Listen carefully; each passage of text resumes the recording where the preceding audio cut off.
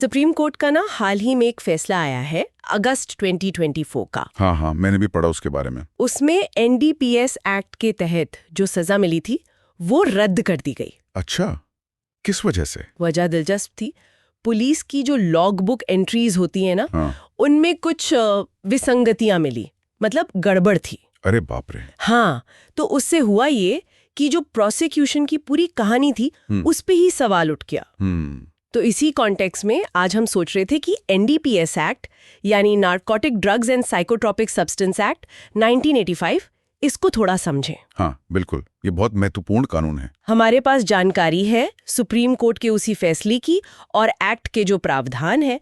कोशिश ये रहेगी कि ये समझें कि कानून है क्या, कैसे काम करता है, और ये जो नाम हम सुनते हैं चरस, गांजा, हेरोइन, इनमें असल में क्या फर्क है कानूनी तौर पर भी और वैसे भी। सही बात है, इसमें काफी कंफ्यूजन रहता है लोगों को। हाँ, और सजा कैसे तय होती है, और ये जो प्रक्रिया वाली बात निकली फैसले में वो कितनी जरूरी है। बिल्कुल, तो शुरू करते हैं एनडीपीएस एक्ट से ही। हाँ बताइए, ये है क्या आखिर? देखिए, एनडीपीएस एक्ट 1985 ये भारत में ड्रग्स को कंट्रोल करने वाला मुख्य कानून है। ओके। इसका सीधा सा उद्देश्य है कि जो नशीली दवाएं हैं या साइकोट्रोपिक सब्सटेंस है, मन पर असर करने वाली चीज। हाँ बिल्कुल, उनका गैर कानूनी प्रोडक्शन, कब्जा, बिक्री, खरीद, ट्रांसपोर्ट, इस्तेमाल, इन सब पर रोक लगाना। अच्छा। हाँ, मतलब अगर मेडिकल या साइंटिफिक वजह से इस्तेमाल हो रहा है तो ठीक है, पर उसके अलावा बाकी सब पर रोक है, और सजा बहुत सख्त है इसमें। सख्त मतलब? सख्त मतलब काफी लंबी सजा और भारी जुर्माना, और अगर ड्रग से कोई प्रॉपर्टी बनाई है तो वो भी सरकार जब्त कर सकती है। ओहो, तो ये तो काफी गंभीर है। अच्छा, वो जो आपने कहा कंफ्यूजन रहता है, चरस, गांजा, हेरोइन, ये अलग कैसे हैं? हाँ, ये समझना बहुत जरूरी है, क्योंकि कानून भी इनको अलग अलग तरह से देखता है। ठीक है। देखिए, चरस जो है वो कैनबिस यानी भांग के पौधे से निकलता है। उसका रेजिन होता है, मतलब राल। अच्छा, वो चिपचिपा सा पदार्थ। हाँ बिल्कुल, ये ठोस या सेमी सॉलिड रूप में होता है, और इसमें टीएचसी जो नशा करने वाला केमिकल है वो काफी ज्यादा होता है। कानूनी भाषा में इसे कैनबिस रेजिन कहते हैं। ओके। और गांजा? गांजा भी उसी कैनबिस पौधे से आता है, लेकिन ये उसके सूखे हुए फूल या फल वाले सिरे होते हैं। अच्छा, पत्ते नहीं? पत्ते और बीज हटाकर। इसमें टीएचसी चरस के मुकाबले कम होता है। इसे कानूनी तौर पर कैनबिस फूल कहते हैं। और पत्ते मतलब भांग? हाँ, दिलचस्प बात यह है कि जो पत्तियां हैं यानी भांग, वो ज्यादातर एनडीपीएस एक्ट की परिभाषा के दायरे से बाहर रखी गई हैं। हालांकि राज्यों के अपने अपने नियम हो सकते हैं भांग पर। अच्छा, ये जरूरी बात है। और हेरोइन, वो तो बिल्कुल अलग चीज हुई फिर। हाँ, हेरोइन एकदम अलग है, ये कैनबिस से नहीं आती, ये अफीम पोस्ट से बनती है। अफीम से? हाँ, अफीम पोस्ट से मॉर्फिन निकालते हैं और फिर उससे केमिकल प्रोसेस करके हेरोइन बनती है। ये एक सेमी सिंथेटिक ओपियोइड है। पाउडर फॉर्म में होती है, जिसे स्मैक या ब्राउन शुगर भी कहते हैं लोग। और ये बहुत एडिक्टिव होती है, सुना है। बहुत ज्यादा, इसकी लत बहुत तेजी से लगती है। कानून में इसे मैन्युफैक्चर्ड ड्रग यानी निर्मित दवा की कैटेगरी में रखते हैं। समझ गई, तो ये तीन बिल्कुल अलग अलग चीजें हैं कानूनी तौर पर भी। अब आते हैं सजा पर। आपने कहा सजा सख्त है, पर ये तय कैसे होती है? सुना है क्वांटिटी बहुत मैटर करती है। हाँ, ये एनडीपीएस एक्ट का सबसे अहम पहलू है शायद। सजा सीधे सीधे ड्रग्स की मात्रा पर निर्भर करती है। कैसे? कानून ने 3 कैटेगरी बनाई हैं मात्रा के हिसाब से: स्मॉल क्वांटिटी, कमर्शियल क्वांटिटी और इन दोनों के बीच की क्वांटिटी। अच्छा, क्या मतलब है इनका? स्मॉल क्वांटिटी मतलब थोड़ी मात्रा, इसमें सजा थोड़ी कम है, 1 साल तक की कैद या 10,000 रुपए तक जुर्माना या दोनों। उदाहरण के लिए? जैसे चरस के लिए 100 ग्राम से कम, गांजा के लिए 1 किलो से कम और हेरोइन के लिए 5 ग्राम से कम। ये सब स्मॉल क्वांटिटी होते हैं। ठीक है। और कमर्शियल, वो तो सुनने में ही ज्यादा लग रहा है। हाँ, कमर्शियल क्वांटिटी मतलब व्यावसायिक मात्रा। इसमें सजा एकदम से बहुत बढ़ जाती है। कितनी? कम से कम 10 साल और ज्यादा से ज्यादा 20 साल तक की सख्त कैद। बाप रे। और जुर्माना भी 1 लाख से 2 लाख रुपए तक, या कोर्ट उससे ज्यादा भी लगा सकती है। इसके उदाहरण क्या होंगे? जैसे चरस 1 किलो या उससे ज्यादा, गांजा 20 किलो या उससे ज्यादा और हेरोइन 250 ग्राम या उससे ज्यादा। ये कमर्शियल क्वांटिटी है। 250 ग्राम हेरोइन, हाँ ये तो काफी ज्यादा है। और इन दोनों के बीच की मात्रा का क्या? जो स्मॉल से ज्यादा हो पर कमर्शियल से कम, उसमें 10 साल तक की कैद और 1 लाख रुपए तक का जुर्माना हो सकता है। तो ये क्वांटिटी वाला सिस्टम बिल्कुल क्लियर होना चाहिए। बिल्कुल। अच्छा, एक और बात, अगर ड्रग्स में मिलावट हो तो मान लीजिए हेरोइन है पर उसमें कुछ और भी मिलावा है, तो वजन कैसे देखेंगे, सिर्फ हेरोइन का या पूरे मिक्सचर का? ये बहुत ही अहम सवाल है और इस पर सुप्रीम कोर्ट का एक लैंडमार्क जजमेंट है, हीरा सिंह केस। हाँ, सुना है इसके बारे में। उसमें कोर्ट ने साफ कर दिया कि सजा तय करते वक्त पूरे मिश्रण का वजन देखा जाएगा। पूरे मिक्सचर का? हाँ, ये नहीं कि उसमें शुद्ध ड्रग कितना है।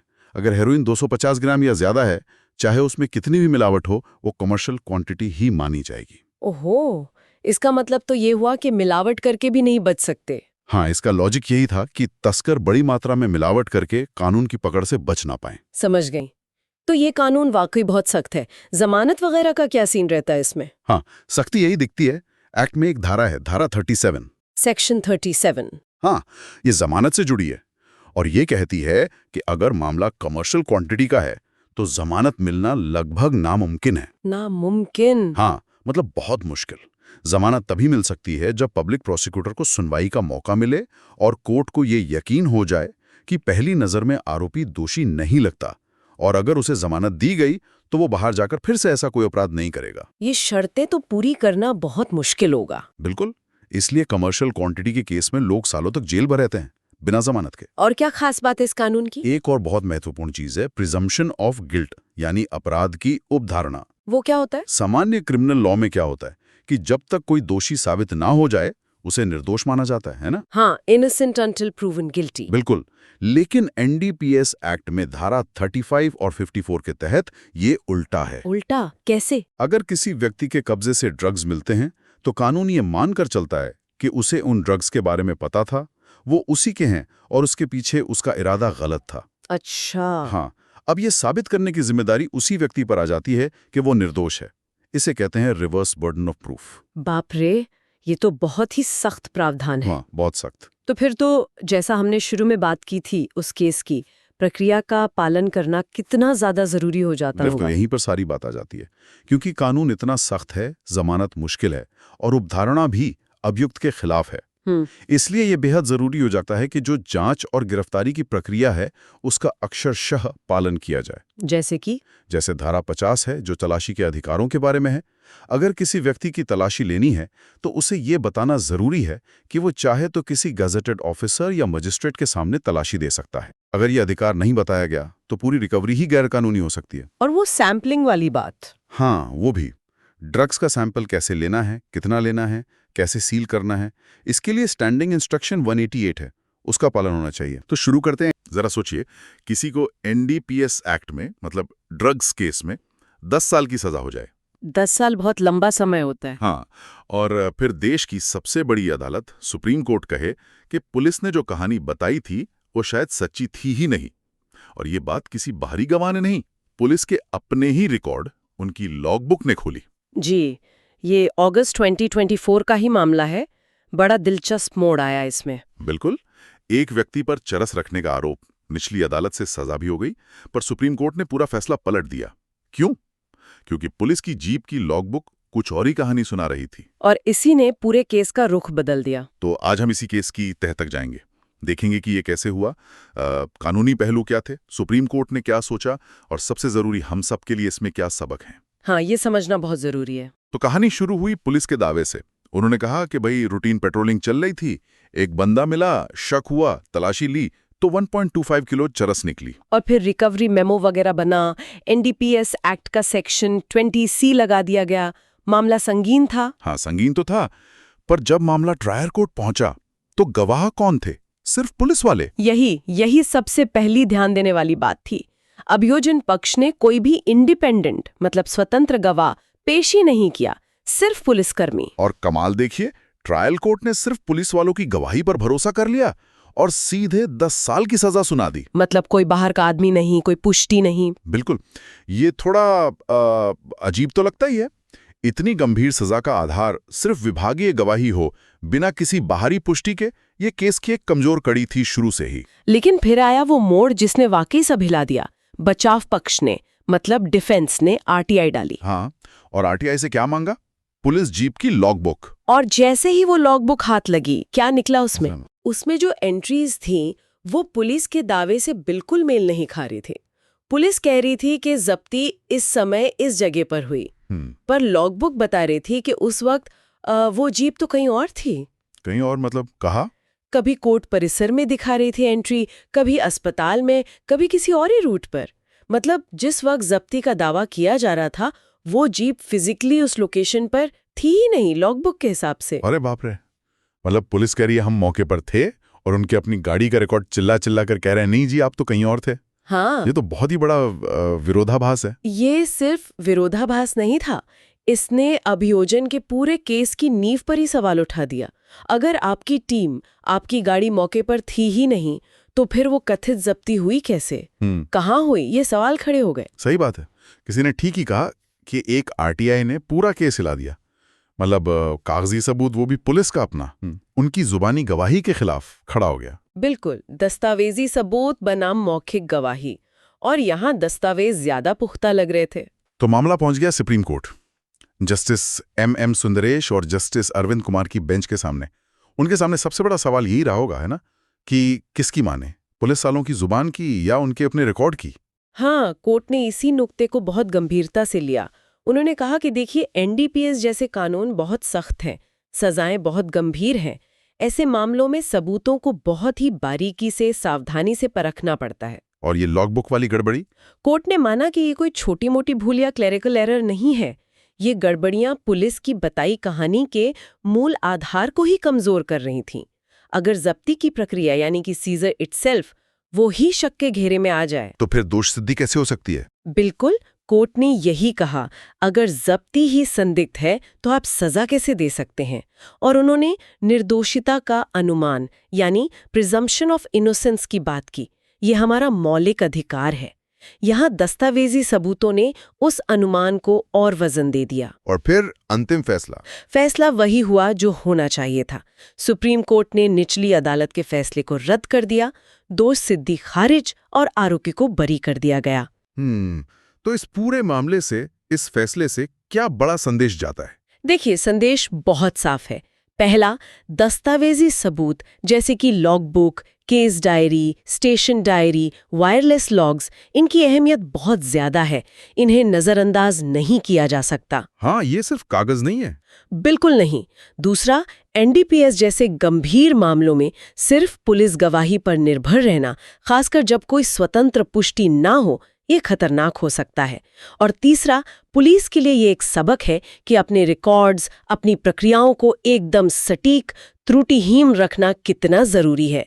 जरा सी चूक और पूरा केस ढह सकता है। तो कुल मिलाकर ये मामला हमें यही याद दिलाता है कि न्याय की पूरी प्रक्रिया में हर छोटा बड़ा दस्तावेज, हर एंट्री, हर नियम, हर कायदा, सब कुछ मायने रखता है। हाँ, देखिए, एनडीपीएस जैसे सख्त कानून समाज की भलाई के लिए, नशे के खिलाफ लड़ाई के लिए ज़रूरी है, इसमें कोई दो राय नहीं। लेकिन अगर इन कानूनों को लागू करने की प्रक्रिया में, प्रोसीजर में लापरवाही होगी तो निर्दोष लोगों के फंसने का खतरा बढ़ जाता है। सही बात है।